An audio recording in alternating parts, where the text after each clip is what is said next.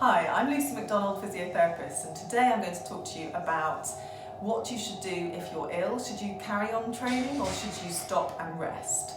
So the best advice I can give is a general guideline, and that's that if your symptoms are sort of neck upwards, in other words, if you've got a bit of a cold, a bit of a runny nose, then you can continue to run. But if your symptoms have settled below your throat and downwards, so if you've got a bit of a chest infection and certainly if you have any kind of fever, then you really shouldn't be training.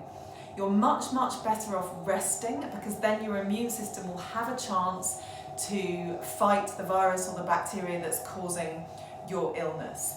And if your illness persists, obviously for more than 2 or 3 days, then by all means do go and see your GP. Now, one of the risks, and it's a very rare condition, but one of the risks of running through or training through any kind of chest infection or infection is something called pericarditis. As I say, it's rare, but it is life-threatening. It is an inflammation of the heart, and as I say, it's life-threatening. So that's why it's a serious consideration, and you absolutely must not train if you have any kind of chest infection or anything else going on from neck down. Now, I'm sure many of you have had a virus or some kind of infection, and once you have recovered, once you've slept lots and taken on lots of fluids and eaten healthily and you're back feeling fit and well again, your symptoms have gone, then how do you return to running? Now, tempting as it is to just start where you left off from your program, or even worse, to kind of look at where you should be in your program and start to try and run from there, that's absolutely not advisable, because depending on how long you rested for, if it's been more than a few days, you will have lost fitness, you will have lost strength, and your tissues will be less fit and less resilient. So if you go back to the same level that you were at before, and or even worse still, pick up where you should be in your training program, you're highly likely to get injured and therefore have to take another period of modification, if not rest, from running.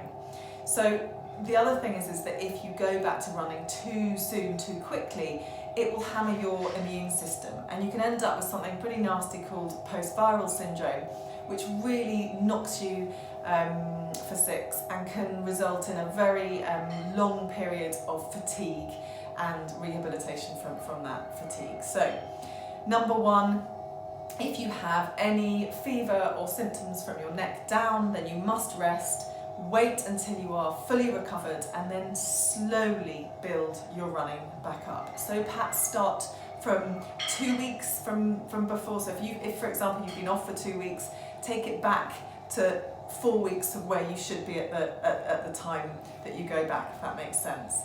And then slowly build up. And if you're feeling strong and you're not getting fatigue, then you can continue your program from there. Now, it might mean that, sure, you can't reach the same kind of distances that you were planning previously, but you're much better off not running the same long distances that you were planning to, rather than getting injured or ill again.